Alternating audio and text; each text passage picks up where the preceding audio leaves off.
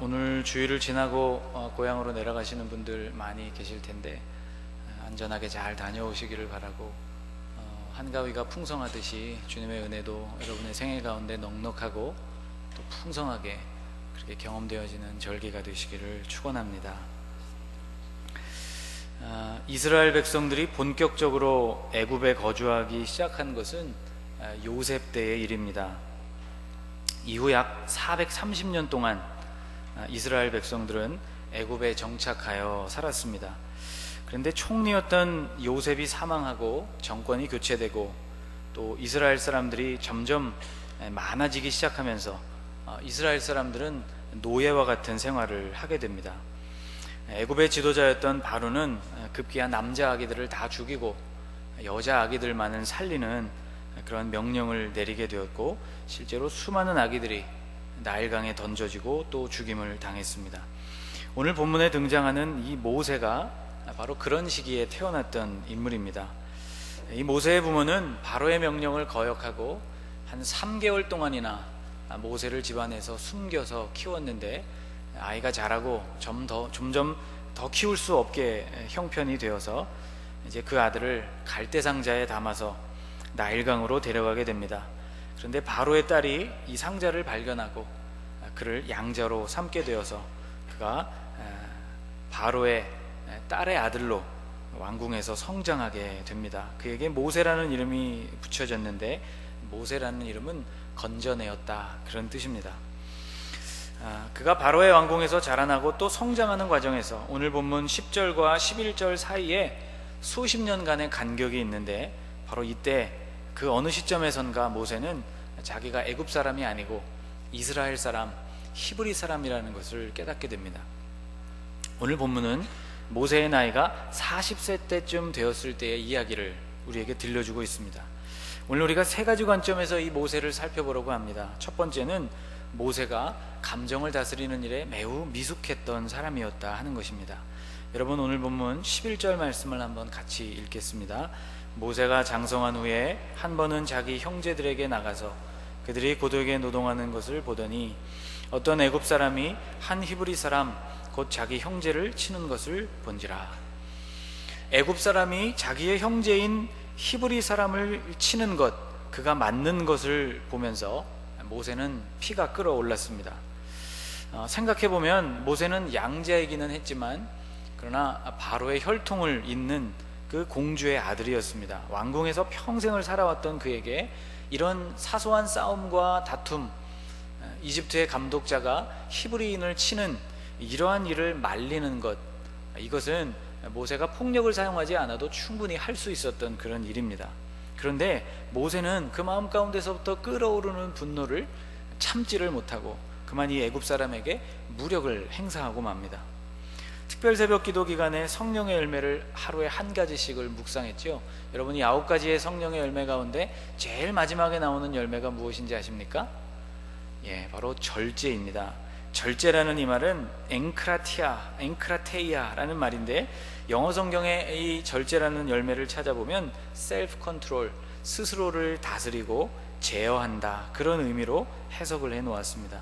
절제라는 우리말도 그렇지요. 마디절, 억제하다, 금한다 하는 제자를 써서 정도에 넘지 않는 알맞게 조절하고 제한하는 상태, 바로 이러한 것을 절제라고 말합니다. 바로 이 모세가 자기 안에서 이 터져 나오는 감정, 애굽인을 향한 그 미움, 이런 감정을 절제하지를 못하고 그만 그에게 폭력을 행사하고 있습니다. 저는 모세의 정서가 이와 같이 불안했던 이유가 무엇일까 깊이 생각을 해보았는데, 사실 모세가 그럴 수밖에 없었겠구나 하는 결론을 내리게 되었습니다. 왜냐하면 모세는 자기 자신이 누구인가에 대한 심각한 정체성의 혼란을 겪었기 때문이죠. 여러분, 이민 1.5세대 이상이 겪는 동일한 아픔입니다.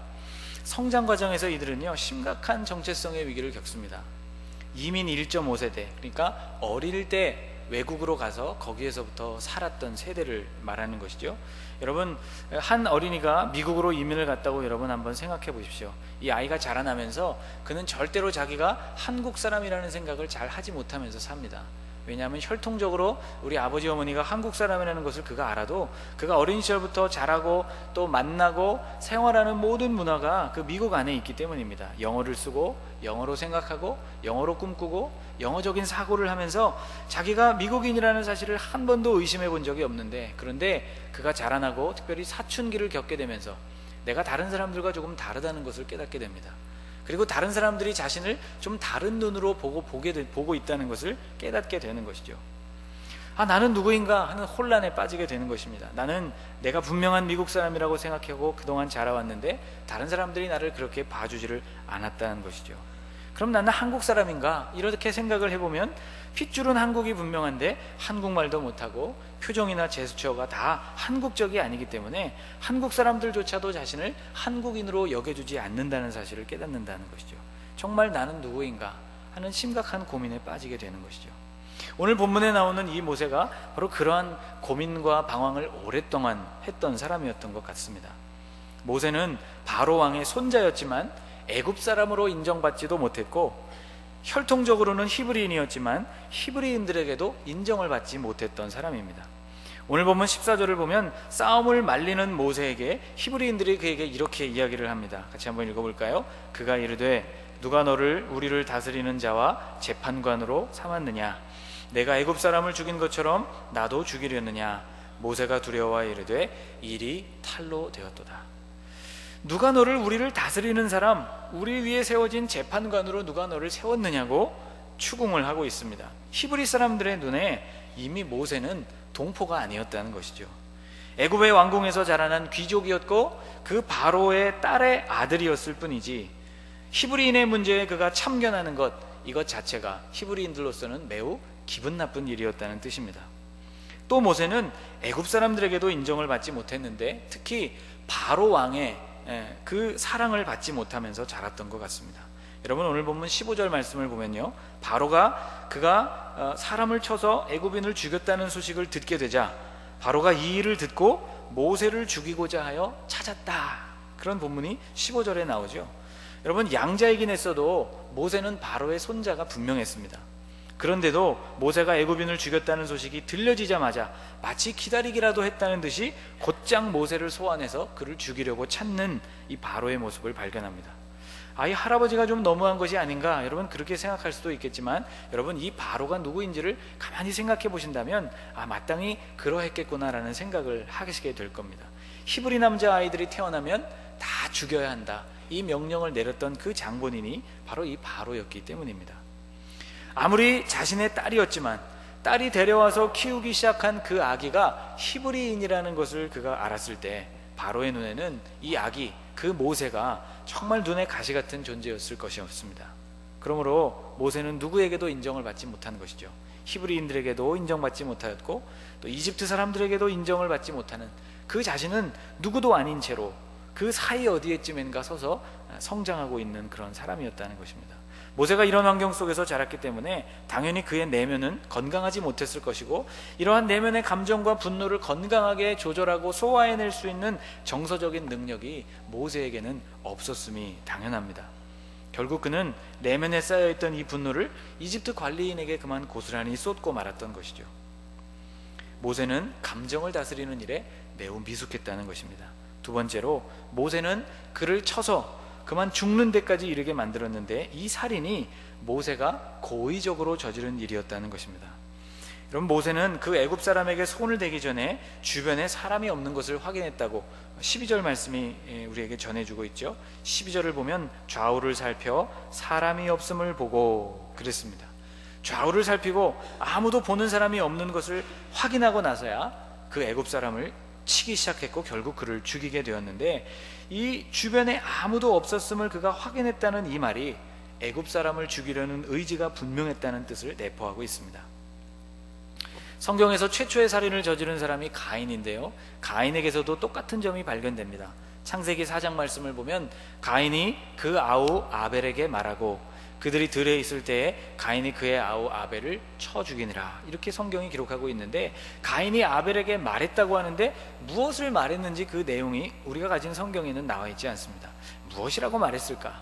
고대 역본들에 의하면 그 내용이 우리가 들로 나가자, 그렇게 동생을 들로 초청하고 있는 내용이라고 소개하고 있지요. 그래서 사마리아 오경 또는 70인형 또는 불가타나 또는 시리아 역본을 기반으로 번역되어진 새번역 성경은 이 8절 말씀을 이렇게 번역하고 있습니다. 가인이 아우 아벨에게 말하였다. 우리 들로 나가자. 그들이 들에 있을 때 가인이 그의 아우 아벨을 쳐 죽였다. 들로 아벨을 이끌고 나간 것은 아무도 보지 않는 곳에서 동생을 처리하기 위한 고의적인 살인이었다는 것이죠. 의도적으로 동생을 빈들로 인도했다는 것입니다. 안타깝게도 여러분, 모세가 이와 같은 과정을 지금 겪고 있습니다. 고의적으로 그가 이 살인을 저질렀다는 것은 모세 스스로가 심판자가 되었다는 것을 말하는 것이죠. 그는 지금 그 스스로가 심판자의 자리, 그 자리에 서 있습니다. 사랑하는 여러분, 심판은 하나님이 하시는 것입니다. 또 심판을 우리에게 맡겨주신 경우에도 그 심판에 절차라는 것이 있는 것이죠. 그런데 모세가 어린 시절부터 자라난 그 마음 가운데서부터 싹 트난 이 상처난 감정이 그 모든 절차와 심판하시는 하나님에 대한 두려움을 다 잊어버리게 만들었고, 모든 것을 무시하고 그가 스스로 주먹을 휘둘러서 이 사람을 죽음에 이르게까지 치게 되는 결과를 낳게 되었다는 것입니다. 세 번째, 모세는 그를 쳐서 죽이고 난 후에 그 진실을 은폐하려고 했습니다. 모세는 그 죽인 사람을 모래 속에 감추었는데 12절 말씀을 보면 이렇게 말씀합니다. 좌우를 살펴 사람이 없음을 보고 그 애굽 사람을 쳐 죽여 모래 속에 감추니라. 왜 모래 속에 감추었을까? 여러 가지 생각을 해보았는데, 여러분, 모래 속에 모세가 이 사람을 감추은 것은 이집트 사막이 광활하고 넓기 때문입니다.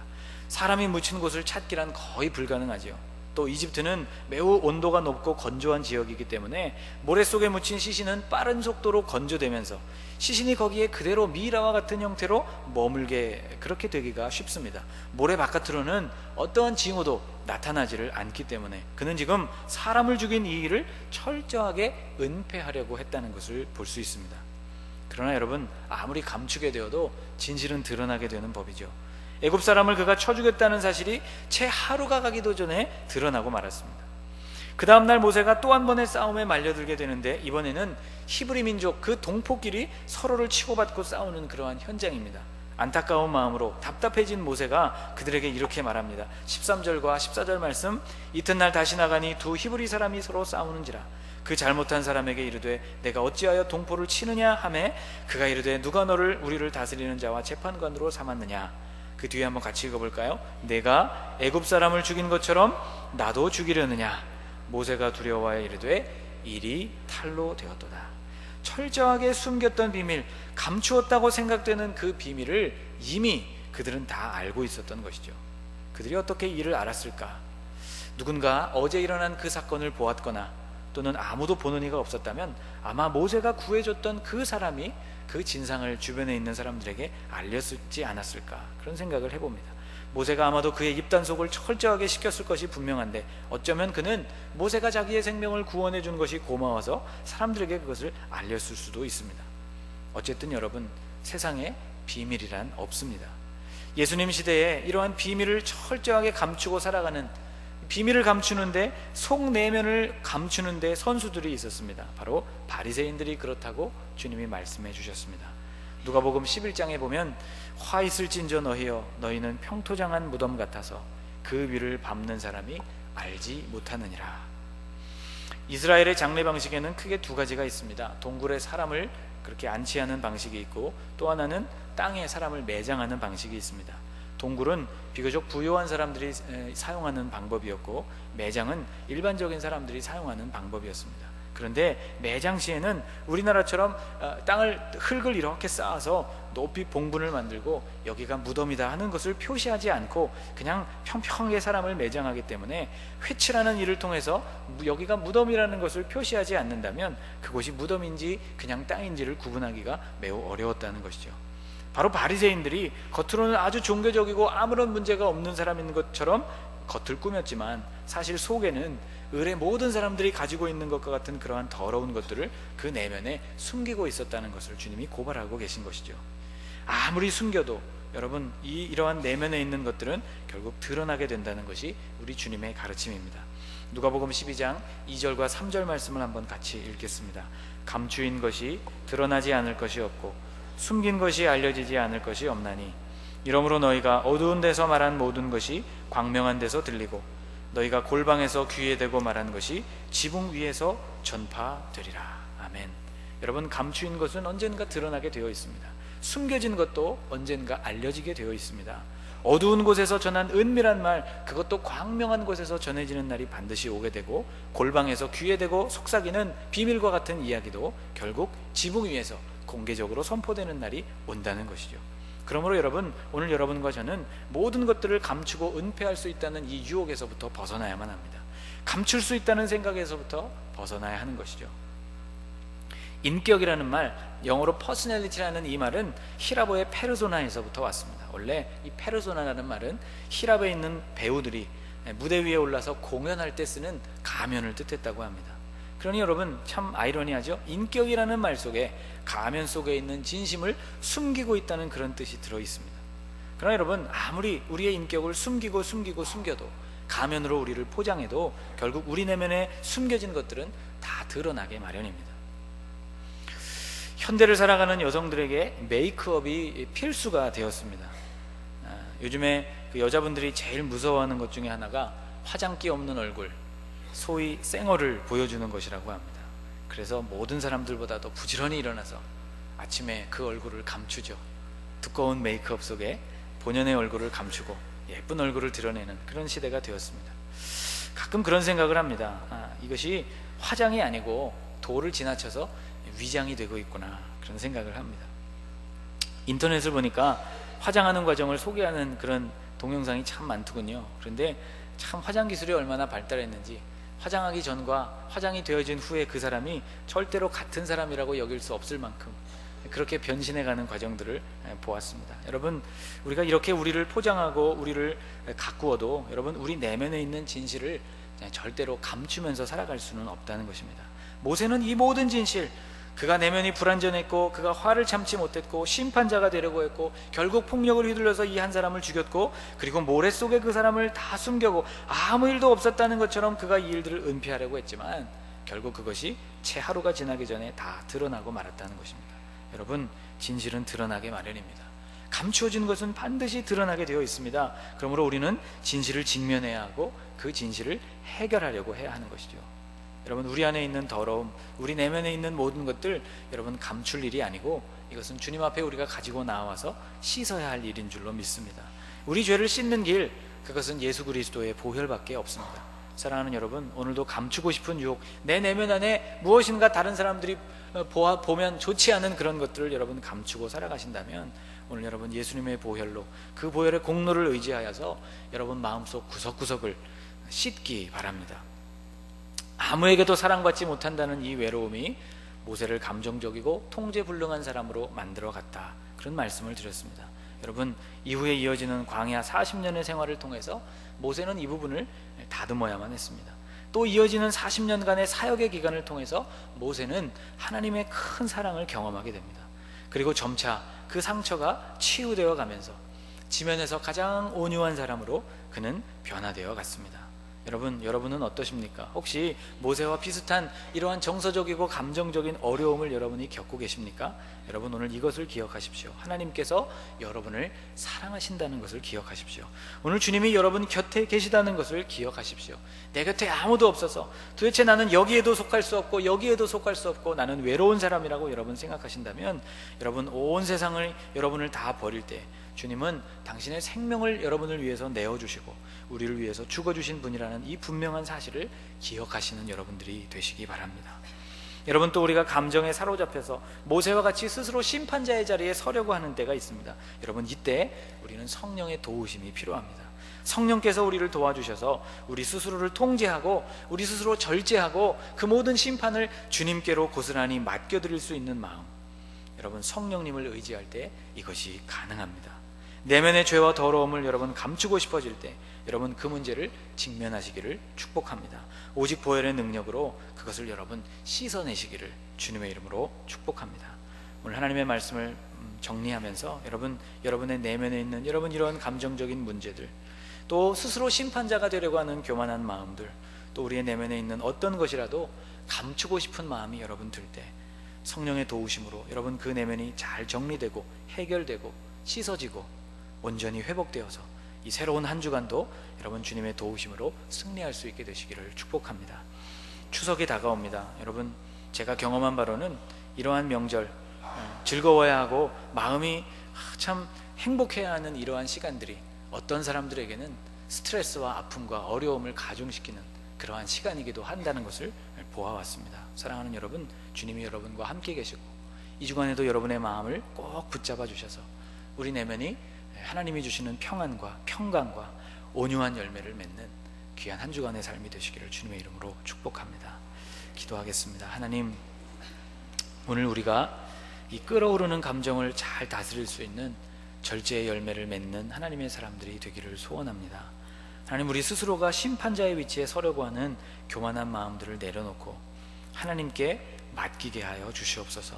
주님, 평토장한 무덤처럼 우리 내면에는 온갖 더러움이 있습니다.